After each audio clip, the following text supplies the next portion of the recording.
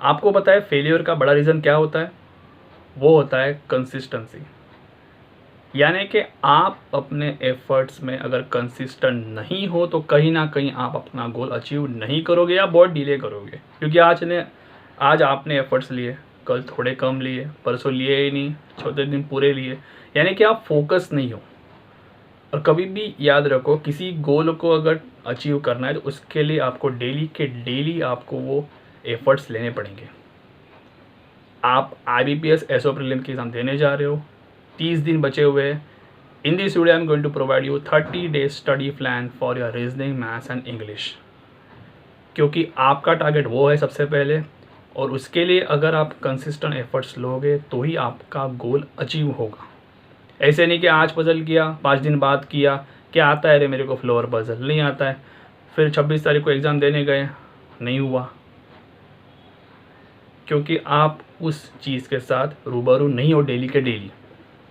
ठीक है, सो अभी ध्यान देना। और एक चीज़ के मैं आपको इंग्लिश के लिए भी एक प्लान दूंगा, जिससे आप अपना ग्रामर कैसे इंप्रूव करो या अपने वीक एरियाज कैसे जान सकते हो, इस पर मैं आपको डिटेल में बताऊंगा। ठीक है, तो वीडियो को एंड तक देखना। सबसे पहले चीज़ रीजनिंग की बात कर लेते हैं। रीजनिंग में देखो, blood relation, coding decoding, direction और रैंकिंग, ये आपको 20 दिन तक इसकी प्रैक्टिस करनी है। 5-5 सम्स करो तो भी चलेगा। ठीक है, अब 20 दिन मैंने ये क्यों कहा, क्योंकि प्लान तो 30 डेज़ का है, क्योंकि ये ऐसे चैप्टर है, एक पॉइंट के बाद आपको अंदर से कॉन्फिडेंस होना चाहिए मुझे ये आते हैं। 20 दिन करने के बाद, क्योंकि देखो बाकी के भी चैप्टर्स तो आपको करने हैं जिनका वेटेज बहुत ज़्यादा है, तो ये आप 20 दिन तक कह सकते हो, फॉर्मेलिटी कह रहा हूँ, ताकि आप 20 दिनों में अपने ये चैप्टर्स पूरे पुख्ता कर लो। ठीक है, फिर 10 दिन में एक आध दूसरा दिन देखा या नहीं देखा तो भी यू कैन डू इट। तो इसमें आप कोडेड वाले ब्लड रिलेशन भी करो, कोडिंग डिकोडिंग वो जो 5 मार्क्स का आते हैं, चाइनीज़ कोडिंग वो वाला भी करना, रैंकिंग वाले करना है, 20 दिन तक करो। ठीक है, next point, machine input output आएगा नहीं आएगा, लेकिन आएगा तो एक ही आएगा। तो मैं कहता हूँ ये डेली का कम से कम 1 या 2 करो, 2 नहीं हुए तो कम से कम 1 ज़रूर करना। ठीक है, नेक्स्ट सिलोगिज्म। सिलोगिज्म देखो मैं कहूँगा 10 से 15 डेली करो, 10 तो मिनिमम करना, और सम नॉट वाले और एटलीस्ट फ्यू वाले क्वेश्चन ज़्यादा करो। और इसमें जो आप कॉम्बिनेशंस लोगे वो 4x2 या 3x2 वाले लेना। अब 4x2 मतलब 4 स्टेटमेंट्स 2 कंक्लूजन, 3 स्टेटमेंट्स 2 कंक्लूजन, ऐसे फॉर्मेट में दे रहा हूँ। ठीक है, अभी स्टूडेंट्स बोलते हैं कि सिलोगिज्म में फिर भी एक आध दूसरा डाउटफुल होता है, मैं इसीलिए कह रहा हूँ 10 से 15 क्वेश्चन करो, ताकि वो 5 में से 4 अगर आपको आते हैं तो एक आधे में डाउट है ना, वो भी आपका क्लियर हो जाए, क्योंकि मैं नहीं चाहता इन चैप्टर्स में आप अपना फालतू में उसको स्किप करना पड़े, ऐसी नौबत ना आए। ठीक है, नेक्स्ट स्टेटमेंट वाले चैप्टर्स। देखो स्टेटमेंट वाले चैप्टर्स नहीं भी आएंगे, और आए तो 5-6 मार्क्स के लिए आएंगे। मैं फिर भी कहता हूँ कि जैसे मैंने पिछले वीडियोस में कहा है, ऐसे ही पहले छोड़ना मत कि करूँगा ही नहीं, क्योंकि अगर एक आधा पजल भारी पड़ गया, नौबत आ गई कि आपको पजल तो बन नहीं रहा है टाइम होके भी, तो ये इसमें से एक आध दूसरा करना पड़ सकता है।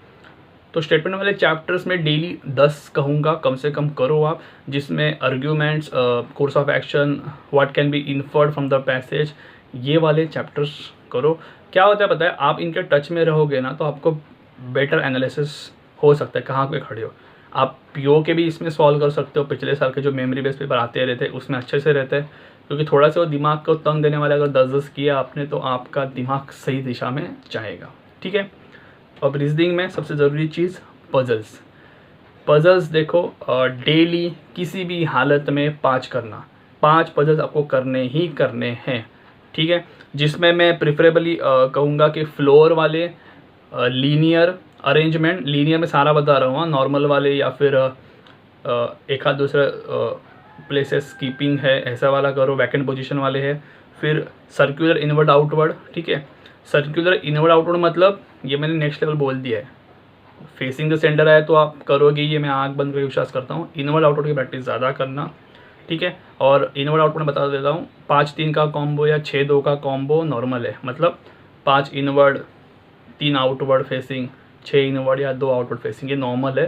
क्योंकि एक टाइम था जब जहाँ तक 4 इनवर्ड और 4 आउटवर्ड ऐसे ही आते थे, तो 5 हो गए तो स्टूडेंट डरने लगे। मैं बोला किसने, गवर्नमेंट ने रूल निकाला है क्या, 5-3 भी हो सकता है, 6-2 भी हो सकता है, इट्स नॉर्मल। तो वो 2 पे पूरा एडजस्टमेंट खींचेंगे आउटवर्ड में। ठीक है, नेक्स्ट शेड्यूलिंग में मंथ पजल, वीक पजल पे फोकस करो। इनमें से 2-3 पजल मुझे डेफिनेटली एक्सपेक्टेड रहेंगे। और ये मैं पजल कौन से कह रहा हूँ, मोस्टली जो आपको सॉल्व करने हैं, ठीक है, ताकि मैं चाहता हूँ इनमें से कुछ भी आए ना, आपको किसी भी हालत में उसको सॉल्व करना है, ठीक है। और अगर पॉसिबल हो, जो मैंने हमेशा कहा है, पजल का 5 का सेट लो, ठीक है। आप डिफरेंट मॉक्स से करते हो, ठीक है, कोई बात नहीं, डिफरेंट मॉक्स आर बेटर, ताकि समझ में आ जाए आपको डिफ़िकल्टी लेवल। बट अगर हो सके तो दूसरा कोई सोर्स है तो पजल का सेट बनाओ, एक फ़ाइल बनाओ, कॉपी पेस्ट करो यहाँ वहाँ से, एक वर्ड फाइल निकालो, प्रिंट आउट निकालो, जैसे भी आप कर रहे हो, पीसी पे बैठ के करो, प्रिंट आउट भी मत निकालना, पीसी पे बैठो और सॉल्व करो। वो प्रेशर देखो, एक साथ 5 पजल, जैसे मैंने कहा 20 मिनट दो उसको, 25 मिनट में होते हैं कि नहीं देखो, ऐसा टाइमर खेलो तो मज़ा आएगा आपको। क्योंकि 20 में 25 तो एक तो स्किप करना पड़ेगा ना, तो वो डिसीजन आप 20 मिनट के अंदर लोगे, तब जब एसी में पसीना छूटेगा ना, मज़ा आएगा। क्योंकि इसी तरीके से करोगे ना यार 30 दिन तक, आपको वो 26 तारीख या 27 तारीख को जो भी आपका एग्ज़ाम रहेगा, आपको डर नहीं लगेगा, क्योंकि आप 30 दिन तक ये हालत देख चुके हो। तो आप स्किपिंग का भी आर्ट सीखोगे और कौन से पजल को हाथ लगाना ये भी आर्ट सीखोगे, ठीक है। तो ये मैंने रीजनिंग का बताया हुआ है, ठीक है। अभी टेंशन मत लेना कि वेटेज बढ़ता जाएगा, मैं बाद में बताऊंगा अभी कि आप किस तरीके से इसको एनालाइज कर सकते हो। मैथ्स में DI once again 5 DI daily करना, जिसमें calculate DI, then pie chart और टेबुलर वाला जो डेटा रहता है, ये वाले ज़्यादा तादाद में करना, ठीक है। मुझे एक्चुअली तीनों एक्सपेक्टेड है, बट तीनों में से कम 2 तो एक्सपेक्टेड ही रहेंगे, ठीक है। कैलकुलेट DI पे थोड़ा ज़्यादा फोकस करो, क्योंकि वो ऐसा रहता है ना, अंडर कंस्ट्रक्शन बिल्डिंग की तरह रहता है। अगर आपने बेस बराबर नहीं सॉल्व किया वो कैलकुलेट, तो आगे कुछ भी सॉल्व करोगे वो रॉन्ग जाएगा, ठीक है। तो कैलकुलेट डे पे थोड़ा ज़्यादा फोकस रखना, तीनों पे ही करना है, लेकिन कैलकुलेट में आपको तो पता है डिराइव करना रहता है, फिर उसके बेस पे 20%, फिर उसका 3-4, ये आप एक पर्टिकुलर अमाउंट के ऊपर बेस करते जा रहे हो, फिर आप 5 क्वेश्चन या 6 क्वेश्चन सॉल्व करोगे, ठीक है। DI का भी सेम बता रहा हूँ, टाइमर लगा के सॉल्व करो। मैं तो सिंपली बताता हूँ, 5 DI 25 marks, 20 minutes timer. Unfair है ना, तो ही मज़ा आएगा, क्योंकि तो ही आप प्रेशर में खेलोगे कि आपको वो डिसीजन लेना पड़ेगा, ठीक है। नंबर सीरीज़ के 2 टाइप्स होते हैं, मिसिंग नंबर या फिर ऑड मैन आउट। दोनों के 20-20 क्वेश्चन करो, ठीक है। मैं 10-10 बोलने वाला, लेकिन 20-20 करो, क्योंकि प्रैक्टिस अच्छी रहेगी तो आपकी स्पीड बढ़ेगी, ठीक है। क्योंकि देखो 20-20 40 इंटू 30 1200 हो गए, ठीक है। किसी दिन कम किया, कोई वजह से नहीं हुए तो 1000 पकड़ के चलता हूँ, राउंड ऑफ करूँ तो बहुत है यार। और वो भी दोनों टाइप के कवर अप किए मैंने। और एक चीज़, इतने करने के बाद आपकी स्पीड देखो, क्योंकि आप 1 दिन 2 दिन 5वें दिन के बाद क्या करो पता है, कुछ ओरली करना सीखो। डेफिनेटली मिलेंगे आपको, हर बार पेन को छुओ मत, एटलीस्ट मिसिंग नंबर सीरीज़ में। ऑड मैन में ठीक है समझ में आता है, बट मिसिंग नंबर सीरीज़ में मेंटली होते हैं वो डिफरेंस वाले। तो जो हिसाब किताब है ना, वो आप फटाफट करना सीखो, डेफिनेटली प्रैक्टिस आपकी बेटर होगी। इसलिए मैंने कहा 20-20 करना। नेक्स्ट है मेरा फेवरेट काच, इसका वेटेज 10-15 मार्क्स का होता, that is quadratic equations, x² + so and so + y। तो ये 5 या 5-10 करो, या तो 5 करो, मैं आप पे छोड़ता हूँ। आपकी कैलकुलेशंस वीक है तो 10 करो, आपकी कैलकुलेशन फिर भी अच्छी है इस पर्टिकुलर चैप्टर की तो 5 करो, दैट इज़ बेटर, ठीक है। देखो आपको क्या करना है पता है, मैं जब जाता हूँ ना एग्जाम में, अगर कोई मुझे पूछता है क्वाड्रेटिक इक्वेशंस, तो मुझे पता है मैं कर दूंगा, ठीक है। तो मैं अगर 30 डेज़ का प्लान करूँ तो मैं पर्सनली 5 ही सॉल्व करूँगा, ठीक है। Not because I am a teacher, I know everything, not like that, क्योंकि मुझे मेरा एरियाज पता है। हाँ, लेकिन मिसलेनियस अगर मैथ्स है तो मुझे शायद सोचना पड़ेगा, क्योंकि मैं उन पर ज़्यादा डिपेंड नहीं रहता, to be very honest, okay. क्योंकि मैं इनमें अपना गेम सेट कर लेता हूँ, DI को स्ट्रॉन्ग करता हूँ, ठीक है। तो आप QE 5 या 10 करो, that is enough. Simplification, approximation, देखो अभी ये या तो सिंपली आएगा या तो अप्रॉक्स आएगा, दोनों आया है तो सुभान अल्लाह। एक्साइटमेंट के बारे में टाइम वेस्ट मत करना, उसे सॉल्व करना पहले, पर एक ही आएगा इनमें से कोई। इस 10 क्वेश्चंस आप बेटर, बिकॉज क्या है सिंप्लीफिकेशन में आपको एग्जैक्ट नंबर चाहिए होता है, ठीक है। सिंप्लीफिकेशन और सीरीज़ को मैं थोड़ा सा कंपेयर करता हूँ कि सीरीज़ में मैंने कहा है कि आपको कुछ मेंटली कैलकुलेट करने, सिंप्लीफिकेशन में कुछ हद तक आप मेंटली करते हो तो बहुत टाइम बचाओगे, जो सारा टाइम आपको DI में इस्तेमाल कर सकते हो। अप्रॉक्सीमेशन में क्या होता है, आपको एक रफ अमाउंट लेना होता है, अभी 19.86 है, तो आप 20 पकड़ोगे तो वो तो ठीक है, बट बड़ा बड़ा अमाउंट हो तो कैसे एनालाइज करोगे। तो इसीलिए कहता हूँ इसके 10 क्वेश्चंस करो। और एक चीज़, ये सब ना सॉल्व मत करना लाइक अ फॉर्मेलिटी, सर ने बोला है, सर ने बोला है। 5 दिन का टारगेट दो, अगर मान लो कल से स्टार्ट करते हो, 5 दिन के बाद देखो हर एक चैप्टर वाइज जो मैं बता रहा हूँ, रीजनिंग, इंग्लिश में आप कहाँ पे खड़े हो। किसी चैप्टर में आप डेफिनेटली आगे जाओगे, किसी चैप्टर में आप डेफिनेटली थोड़ा सा अंडर परफॉर्म करोगे, तो वो अपने एरियाज ढूंढो। उसके बाद आता है मिसलेनियस के चैप्टर्स, मैथ्स के और देखो अभी 50 सारे आप करने तो जाओगे नहीं किसी भी सेक्शन में, ठीक है। अगर रीजनिंग एकदम सुभान अल्लाह रही तो शायद जा सकते हो 45+, बट वो तब की बात रही। बट मैथ्स में तो मुश्किल होता है इतने सब करना, क्योंकि अगर ऐसा होता तो सारे मैथ्स में टॉप करते थे, क्योंकि टाइम आपके पास कम रहता है, जाहिर सी बात है। तो मैथ्स में मैं कुछ चैप्टर बताऊंगा आपको कि ratio, average, problem on ages, probability, then एक हाँ ऐसा टाइप का क्वेश्चन रहता है, रेक्टेंगल या radius based, pi r square, diameter ये हाफ कर दिया, ये टाइप का एक क्वेश्चन आता ही आता है, मैंने देखा है। वो क्वेश्चन कैसे करके हिट करो, उसके लिए टिपिकल ज्योमेट्री पता होने की ज़रूरत नहीं है आपको। वो एक आधा क्वेश्चन आप ना किसी भी एग्जाम में उठाओ, कभी कभी तो मैंने IBPS PO के प्रीलिम्स में भी देखा है, क्योंकि उसका वो लेवल ही वही है, और इतना 50 मार्क का है तो देंगे ना आपको वो। तो ये सब आप डेली के मेरे हिसाब से 5-5 करना, ठीक है। अभी आप में से कुछ लोग बोलोगे कि टाइम एंड वर्क का क्यों नहीं बताया, या बोर्ड्स एंड स्ट्रीम का। देखो वैसे तो सारे ही चैप्टर हैं, मैंने एरियाज़ क्लियर किया आपको जो आपको सबसे जल्दी हो सकते हैं। अगर आप में वो कॉन्फिडेंस है, टाइम स्पीड डिस्टेंस का कोई भी दे दो मैं कर लूँगा, वो भी जल्दी, देन गो हेड, रोक कौन रहा है। लेकिन वो कन्विंस खुद को करना, बिकॉज हम यहाँ एक दूसरे को चैलेंज करने को नहीं बैठे हुए। आपको भी काम है, मेरे को भी काम है, मेरे को भी जॉब पाना है, आपको भी जॉब पाना है, ठीक है। तो अपने एरियाज ढूंढो, क्योंकि इसलिए इसका गेम क्या है पता है, स्टूडेंट समझ में नहीं आता। स्टूडेंट को लगता है 17-18 चैप्टर से यार एक मार्क्स का उसमें से कौन आएगा। सिंपल इंटरेस्ट कभी कभी 2 या 3 मार्क लेता है, विथ कंपाउंड इंटरेस्ट ऐड करूँ तो। मैंने इसलिए बोला ये एरिया से फोकस करो, परसेंटेज वगैरह, रेशो वगैरह से आपके DI के लिए बहुत फ़ायदेमंद होगा, ठीक है। तो ये रहा मैथ्स का। और अभी लास्ट में मैं आपको बताऊँगा इंग्लिश, जो मैंने बताया था। इंग्लिश में आपको मैं एक टेक्निक बताऊँगा जिससे आप अपना इंग्लिश इंप्रूव कर सकते हो।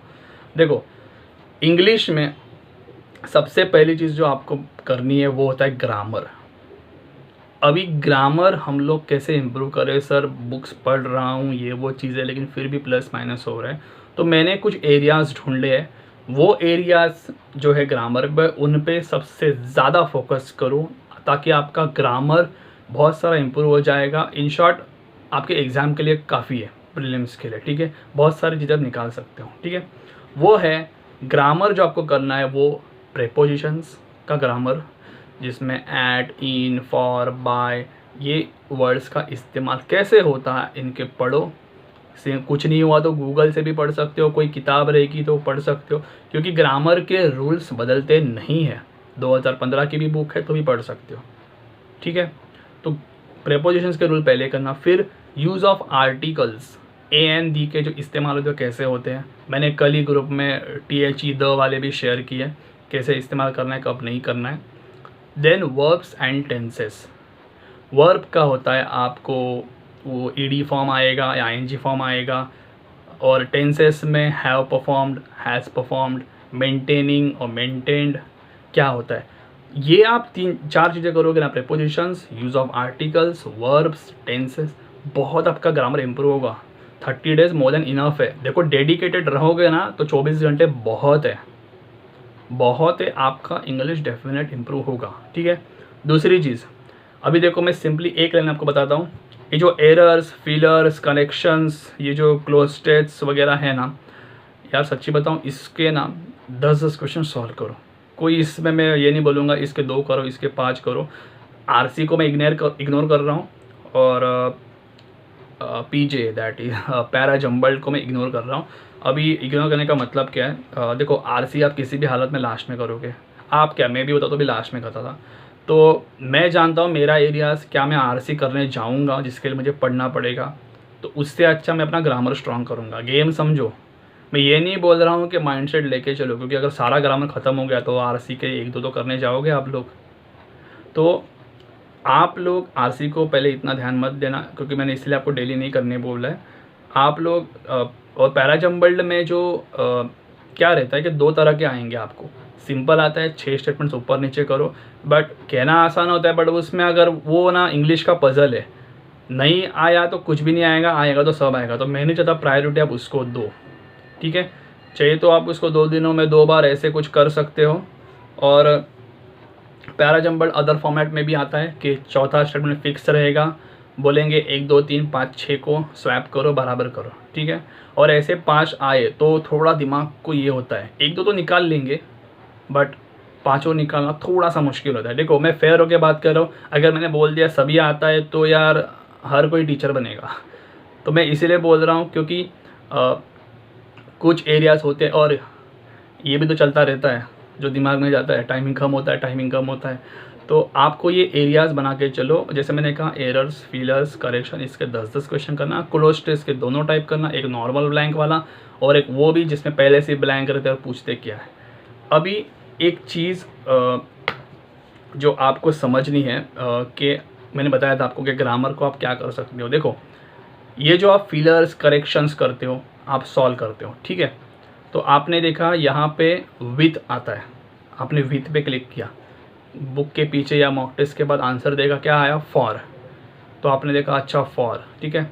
अभी एक चीज़ करो आप, आपका ये प्रेपोजिशन क्यों रॉन्ग गया ये आप ढूंढो, ठीक है। 2 चीज़ें देखो, या तो वो मॉक में या तो बुक में पीछे लिखा रहता है, एक्सप्लेनेशन होता है तो बहुत अच्छी बात है, स्टूडेंट्स को पता लगना चाहिए गलतियाँ कहाँ पे होती है, ठीक है। अगर नहीं होता है तो भी या होता है तो भी अपनी नोटबुक निकालो। मैं सच्ची बोल रहा हूँ, एक नोटबुक बनाओ इसके लिए, विथ और फॉर, क्योंकि विथ आपने लिखा जो गलत है, फॉर आपने लिखा, फॉर आपका राइट आंसर होना चाहिए। तो use of with, use of for, ऐसे आप ढूंढो और पढ़ो। इसका देखो मैं पहले पॉइंट में जो बताया प्रेपोजिशन वही आपको कवर कर रहा हूँ, यानी कहीं ना कहीं आपका प्रेपोजिशन में गफला है, ठीक है। रॉन्ग आंसर से शुरुआत करो, आपको डेफिनेटली मिलेगा। क्योंकि क्या होगा पता है, आप हर दिन जब मॉक सॉल्व करते हो, क्वेश्चन सॉल्व करोगे, तो आपकी जब लिस्ट बढ़ेगी ना, तो आप देखोगे कि अरे यार हर बार मेरा विथ रॉन्ग जा रहा है। तो कहीं ना कहीं आपका एरिया आपने खुद ढूंढा कि विथ का इस्तेमाल आपको नहीं आता है, ठीक है। एट द सेम टाइम एकदम सिंपल एग्जांपल तो बिटवीन और अमोंग जनरली आपको पता रहता है, लेकिन आपका ये हर बार आंसर अगर अमोंग सही जा रहा है तो आप समझते हो अमोंग कैसे इस्तेमाल करना है, ये भी आप चीज़ रखो। क्योंकि क्या होता है, ये फीलर्स या एरर्स क्या होता है, इसमें जब आंसर्स आते हैं तो हम लोग ग्रामर ही तो सॉल्व कर रहे हैं। हैव प्रोड्यूस्ड, आपने लिखा हैज़ प्रोड्यूस्ड, ठीक है, क्यों आया, सिंगुलर प्लूरल का मसला है, क्या आया। ग्रामर का क्या बताया, आप अपनी मिस्टेक से निकालो क्या एरिया में ग्रामर है और वो पढ़ना शुरू करोगे ना, डेफिनेटली आपका डबल काम होगा। एक तो पहले पॉइंट में बताया प्रीपोजिशंस वैसे ही पढ़ते जाओ, अब आप अपने मिस्टेक्स में निकाल रहे हो क्या क्या गलतियाँ होंगी, तो इस तरीके से जाओगे, डेफिनेटली आपको बहुत हेल्प मिलेगी, मैं दावे के साथ कह सकता हूँ, ठीक है। नेक्स्ट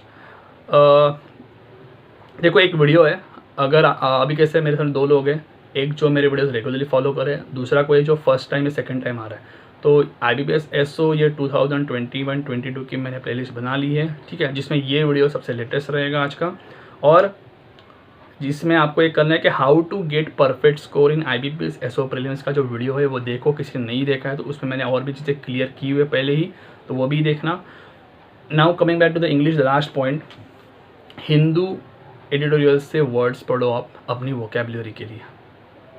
गारंटी नहीं होती, मुझे पता है कि कौन से वर्ड्स आएंगे, लेकिन वोकेबलरी सुधारनी है तो ये चीज़ें पढ़ो, डेली के डेली आप जाओ वहाँ पे, वर्ड्स पढ़ोगे तो आपको कहीं ना कहीं वो नॉलेज आएगा। और सही बात है कि मैं ये कह रहा हूँ कि आप रीजनिंग पर डिपेंड रहो, धीरे धीरे करके थोड़ा सा इंग्लिश पे हो जाओ सिर्फ निकालने के लिए, ठीक है। तो इस तरीके से मैंने शेड्यूल दिया है। अब जो मैंने बताया था एनालिसिस कैसे करो, कुछ लोग सोच रहे होंगे थोड़ा ज़्यादा हो गया, मैंने बोला भाई ये कम हो गया, ये सच में बोला कम हो गया, क्योंकि इसमें दो राय है। अगर आप घर पे हो तो आपके पास पूरा टाइम है, लेट मी टेल यू, मैं आपको ऑर्डर बताता हूँ। सुबह उठते पहले मेरे हिसाब से ना मैथ्स करो, उसके बाद इंग्लिश करो, फिर रीजनिंग करना, ठीक है। 3 टाइमर कर सकते हो, सुबह से लेके खाना होने तक 12-1 बजे 2 बजे तक मैथ्स ख़त्म कर दो, दोपहर को एक झपकी लेके शाम तक 6 जो भी है ये ख़त्म कर दो, उसके बाद रीजनिंग पर जाओ। क्योंकि रीजनिंग मैंने लास्ट में क्यों कहा है, क्योंकि रीजनिंग आपको जनरली पसंद आता है स्टूडेंट्स को। मैथ्स कोई लास्ट में जाके करना नहीं चाहेगा, पूरा दिन टायर्ड हो गए, ठीक है। 2-2 घंटे के ब्रेक्स लो, see you are matured, you know how to take breaks in between, ठीक है। बट एक सेक्शन को वाइंड अप करना, ये बेटर आपका रहेगा। अब दूसरी कैटेगरी है, सर मैं जॉब गोइंग हूँ, ये सब तो होगा नहीं डेली का, मानता हूँ, बट कुछ चीज़ें आप डेफिनेटली करो। रीजनिंग के पजल्स, मैथ्स के DI कैसे भी करके 5 नहीं तो 3 करने की कोशिश करो। अगर आप सुबह एकदम अर्ली निकलते हो तो शाम को आके थोड़ा जोर लगाओ।